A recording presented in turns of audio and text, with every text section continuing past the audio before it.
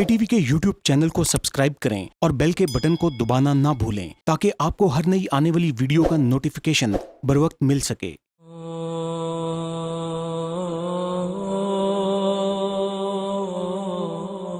میرا نام عامر منیر ہے اور میرا تعلق چناب نگر سے ہے۔ میرا پیدائشی علاقہ جو ہے وہ سرگودا ہے اور اس وقت جو تعلق میرا چناب نگر سے ہے، اور میرا قادیانی جماعت سے تعلق تھا، اور قادیانیت کے ایز مربی کے طور پہ میں ان کی خدمات کر رہا تھا۔ مرزا غلام قادیانی کی تبلیغ کو دوسرے لوگوں تک پہنچانے میں جو ہے وہ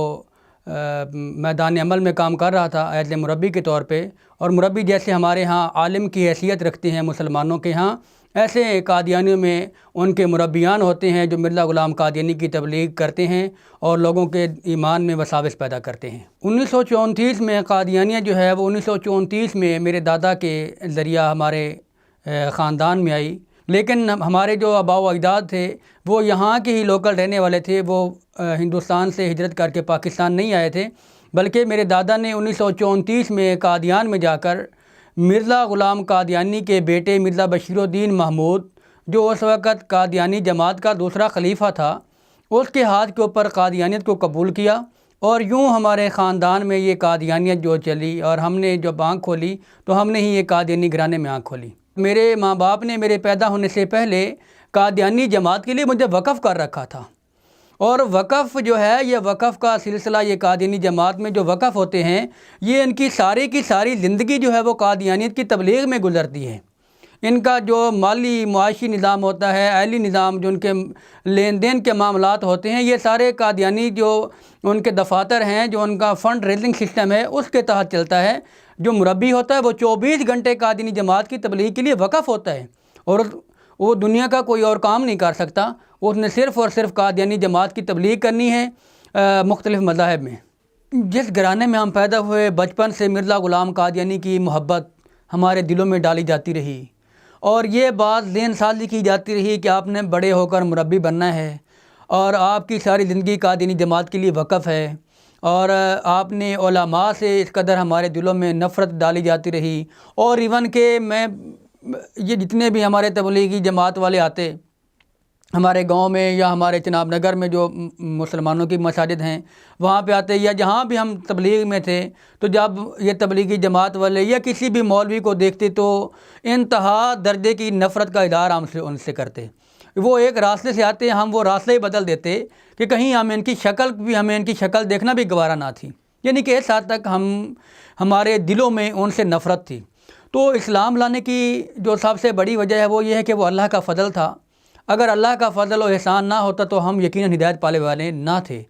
کیونکہ جیسے مربی کی جو ہمارے پاس ہر قسم کی فیسلٹیز تھی، گاڑیاں تھیں، مکانات تھے، چناب نگر میں کوارٹر ملے ہوئے، یہ ساری چیزیں دنیا کی سہولیات ہمارے پاس موجود تھیں، لیکن جب اللہ کی طرف سے جو فیصلہ ہوتا ہے وہ اللہ کے علم میں ہوتا ہے کہ وہ کس وقت ہدایت دینا چاہتے ہیں۔ حضرت عمر رضی اللہ تعالیٰ عنہ بھی تو گھر سے کسی اور ارادے سے نکلے تھے، لیکن جب وہ واپس گھر میں لوٹے تو ایمان کی دولت کو لے کر واپس لوٹے۔ میں نے اسی طرح جب ہم نے اپنی زندگی کا آغاز کیا، زندگی کا سفر شروع کیا، تو ہم نے بھی مرزا غلام قادیانی کی تبلیغ کو دنیا کے کناروں تک پہنچانے کا عزم گھر سے لے کر نکلے تھے، لیکن وہ اللہ کو جو منظور تھا، ہم اسلام کی دولت کو گھر لے کر لوٹے۔ تو اس میں میرا تو ذاتی مطالعہ ہی تھا، جب ہم کسی مسلمان سے بات کرتے یا کوئی مسلمان کسی قادیانی سے بات کرتا تو پھر وہ آ کر ہم سے بات ڈسکس کرتے کہ مربی صاحب یہ مسئلہ ہوا ہے، فلاں بندہ جو ہے وہ ہم سے حضرت جو ہے اس وقت ہم مرزا غلام قادیانی کو مسیح موعود اور سارا کچھ مانتے تھے، تو مرزا صاحب کے بارے میں کہتا ہے جی انہوں نے ابن مریم ہونے کا دعویٰ کیا ہے، نبی اللہ ہونے کا دعویٰ کیا ہے، اور یہ دعویٰ جات ہیں۔ تو ہم ان کو کہتے ہیں کہ یار یہ علماء کی طرف سے بحث الزامات ہیں اور یہ سچی جماعتوں کے اوپر لگائے جاتے ہیں، ہم ان کو یہ سیٹسفائی کر دیتے۔ تو ہوتا کیا پھر ایسا ہوا کہ لیکن دل میں یہ بات ہوتی کہ یار ایک بندہ جو ایک انسان ہے اور وہ کہتا ہے کہ میں عورت بھی ہوں، مجھے حمل بھی ہوا، یہ چیز ہمیں ہضم نہیں ہوتی تھی، ہمارے پاس کوئی ایسی دلیل نہیں تھی کہ ہم اگلے اپنے مسلمان کو بھی جو اس سے ہم بات کر رہے ہیں اس کو بھی سیٹسفائی کر سکیں، یا اپنے قادیانی جو ہم سے آ کر سوال کرتا ہے اس کو بھی سیٹسفائی کر سکیں۔ تو یہ ساری چیزیں ان کو ہم اگنور کرتے، لیکن اصل میں وہ یہ بات تھی کہ ہم اس کو چھوڑنا نہیں چاہتے تھے، قادیانی جماعت کو ہم چھوڑنا نہیں چاہتے تھے کہ ہمیں وہ ہمارے یہ ساری جو ہمیں مراعات ملی ہوئی ہیں، جو ہمارا اتنا پروٹوکول ہے، یہ ہماری جو ایک ملازمت کی حیثیت سے ہم ملازم تھے، تو کون ملازم چاہتا ہے کہ میں اچھی جاب کو چھوڑ دوں؟ تو اسی سلسلے میں پھر ایک دوست نے مجھے رہنمائی کی کہ یار یہ ایک قادیانی کافر کیوں کا پمفلٹ دیا، میں نے اس کو اگنور کر دیا۔ میں نے کہا یہ سچے جماعت کی مخالفت ہوا کرتی ہے، یہ اسی مخالفت کا ایک شخصانہ ہے، میں اس کے اوپر بلیو نہیں کرتا۔ تو اس کے بعد اس کو میں نے اسٹڈی کیا۔ جب اسٹڈی کیا تو وہ دیکھا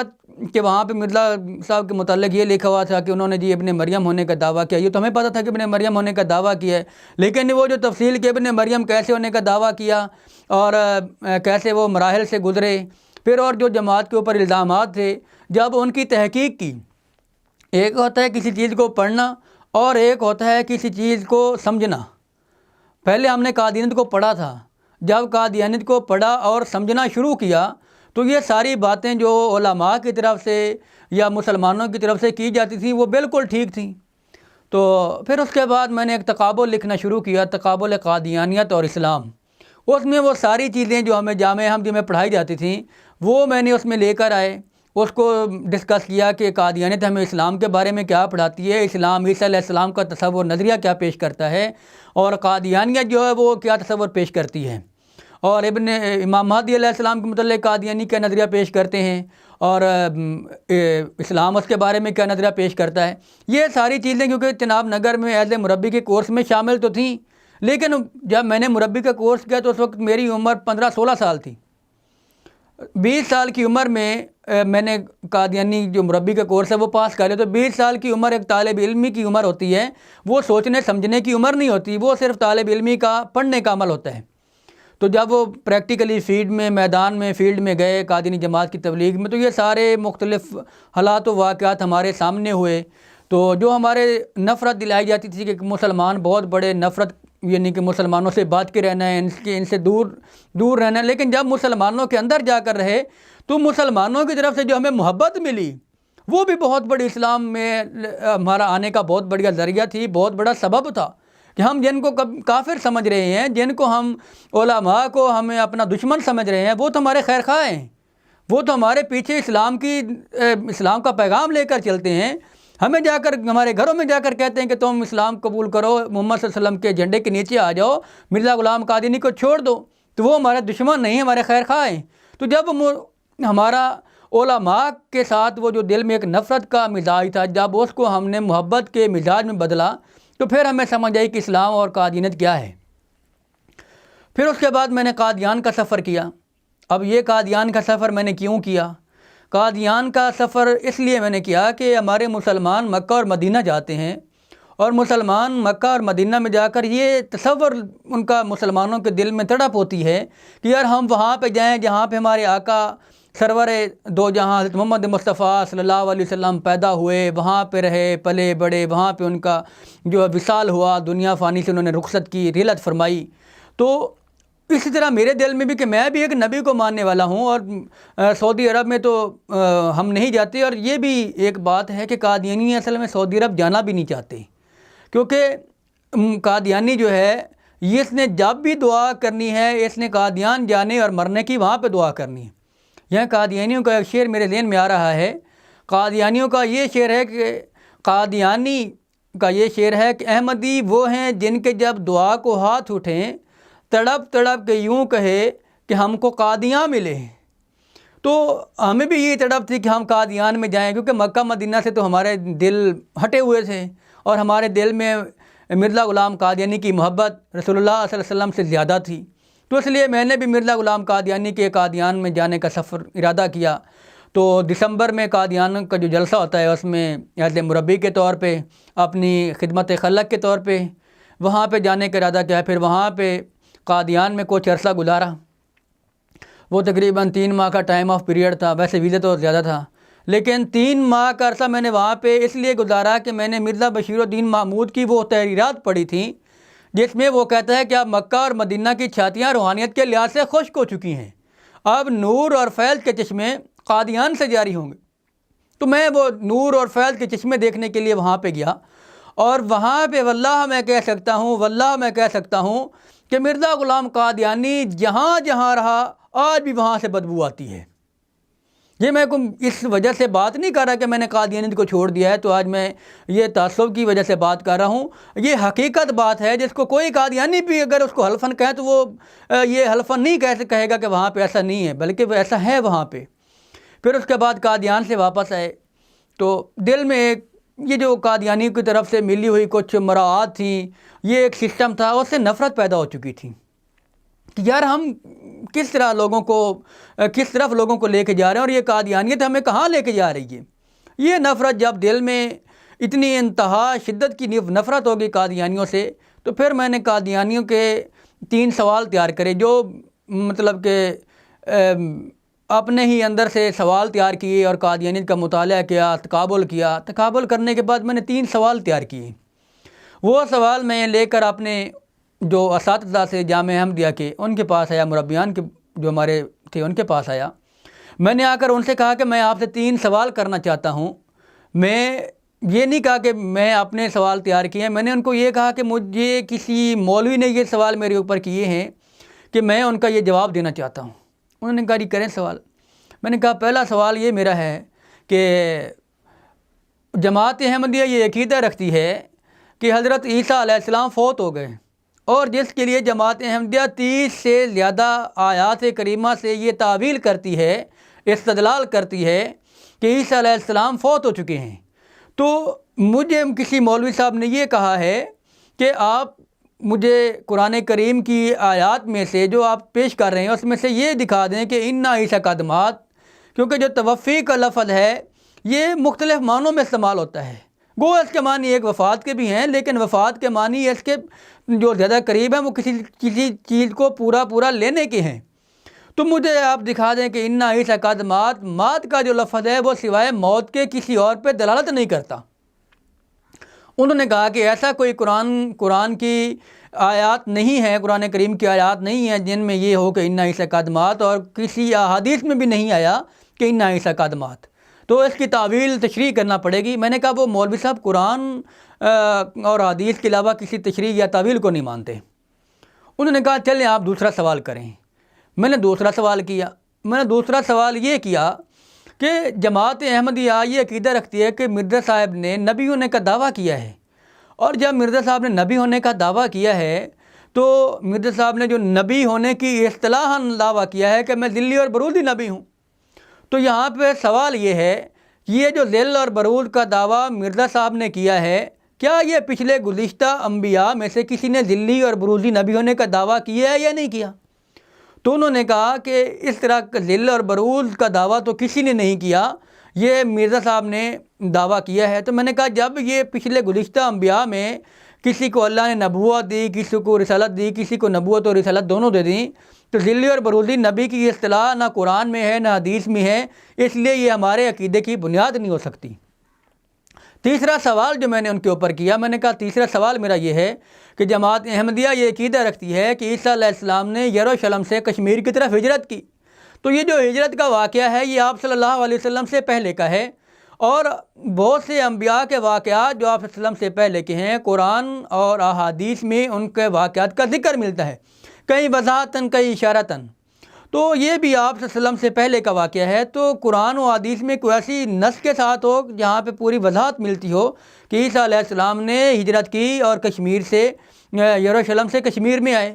تو انہوں نے کہا کہ اس طرح کی کوئی قرآن کی ایسی واضح آیات یا حدیث نہیں ہے۔ ہاں قرآن کی ایک آیت ہے کہ آویناہما الی بربوۃ قرار ممعین، کہ ہم نے ان دونوں کو جو ہے اونچی چشموں والی جگہ کی طرف پناہ دی۔ تو میں نے کہا کشمیر کے علاوہ اور بھی تو چشمے ہیں دنیا میں، کیا صرف کشمیر میں چشمے ہیں؟ اگر کشمیر میں چشموں کو مان بھی لیا جائے تو پھر بھی عیسیٰ علیہ السلام کے ساتھ ہما کا تسنیہ ہے، ان کے ساتھ دوسرا کون آیا؟ اگر دوسرا قادیانی عقیدہ رکھتے ہیں کہ دوسرا ان کی ماں ان کے ساتھ آئی تھی، تو ماں جب کشمیر میں آئی تو ماں کی قبر تو بیت المقدس کے قریب ہے۔ یہ آپ صلی اللہ علیہ وسلم کی معراج کی حدیث بڑی واضح دلیل ہے اس کے اوپر۔ تو میں نے کہا کہ کشمیر سے ابن مریم علیہ السلام کا واپسی کا جو سفر ہے وہ کسی قرآن کی حدیث یا ایسے ثابت نہیں ہے۔ اگر ثابت ہے تو قرآن و حدیث کی کوئی دلیل ہو جس کے اوپر ہمارے مذہب کی بنیاد ہو۔ تو انہوں نے کہا اس میں بائبل اور دوسرے حوالہ جات ہیں۔ میں نے کہا بائبل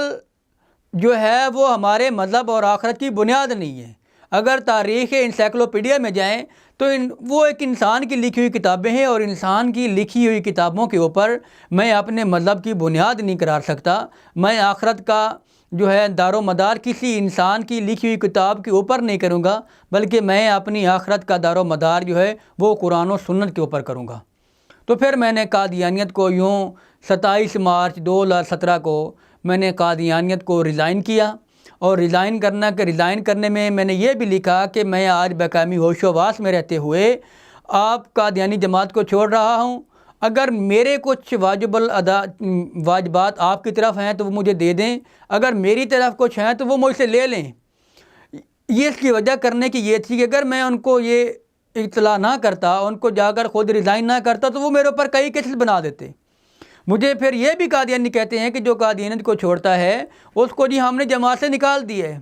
یہ بہت بڑا پروپیگنڈا کرتے ہیں قادیانی۔ میں آج بھی قادیانی کو یہ بھی پیغام دینا چاہتا ہوں، ان کو چیلنج کرنا چاہتا ہوں کہ آج بھی اگر آپ میرے خلاف یہ بات بتا دیں کہ ہم نے اس کو جماعت سے نکالا ہے، تو آئیں، دنیا آپ کے پاس بھی سوشل میڈیا ہے، آپ اس کو استعمال کریں اور میرے خلاف وہ دکھائیں، لوگوں کو ثبوت دیں کہ اس نے جماعت کو نہیں چھوڑا، اس نے مرزا صاحب کے اوپر، مرزا قادیانی کے اوپر لعنت نہیں ڈالی، بلکہ ہم نے اس کو نکالا ہے۔ تو ہیں دنیا کو دکھائیں۔ میں آج بھی کہتا ہوں اور مجھے یقین ہے کہ آپ ایسا نہیں کر سکتے، یہ بازو ہمارے آزمائے ہوئے ہیں۔ جب اسلام قبول کیا تو اسلام قبول کرنے کے بعد سب سے پہلے جو قادیانی حربہ استعمال کرتے ہیں وہ حربہ یہ استعمال کرتے ہیں کہ سوشل بائیکاٹ کرواتے ہیں، خود بھی کرتے ہیں اور والدین سے بھی کرواتے ہیں، عزیز و اقارب کے اوپر فورس کرتے ہیں کہ اس نے مرزا کو چھوڑ دیا ہے، اس نے جماعت کے اوپر لعنت ڈال دی ہے، اب اس کے ساتھ کسی قسم کا لین دین معاملات نہیں ہے، اس کو گھر نہیں آنے دینا۔ یہ ساری چیزیں جو قادیانی ہیں یہ والدین کو فورس کرتے ہیں کہ اگر آپ نے ان کے ساتھ کوئی تعلق کو ریلیشن رکھا تو ہم آپ کو جماعت سے نکال دیں گے۔ اب جو ریلیٹیو ہیں، والدین ہیں، عزیز و اقارب ہیں، وہ کیونکہ ہمارے خاندان میں پہلا انسان تھا جس نے اسلام کو قبول کیا تھا، تو میرے اوپر بھی بہت سے ان لوگوں نے ظلم و ستم بھی کیے، تشدد بھی کیا، جس کے نتیجے میں میری آنکھیں بھی ضائع ہوئیں، اور تشدد کے نتیجے میں بہت سے ایسے مسائل کا سامنا رہا۔ مالی لحاظ سے بھی انہوں نے جو والدین تھے انہوں نے بھی گھر سے بے گھر کر دیا، مختلف روڈوں کے اوپر، اور جو ہے وہ بے آسرا، جیسے ایک سوائے آسمان کی چھت اور زمین یہ ہمارے پاس تھی، اور کوئی ہمیں سہارا یا آسرا نہیں تھا سوائے اللہ کی ذات کے۔ تو جب آنکھیں ضائع ہوئیں تو یہ سارا معاملہ جو ہے یہ ساری ان کی تشدد کے نتیجے میں ان لوگوں کی جو اب تو کہتے ہیں کہ ہم بڑے محبت کرنے والے ہیں، لو فار آل ہیٹڈ فار نن کا دعویٰ کرنے والے ہیں، یہ سب ان کے منہ کی باتیں ہیں۔ حقیقت میں یہ جتنے ظالم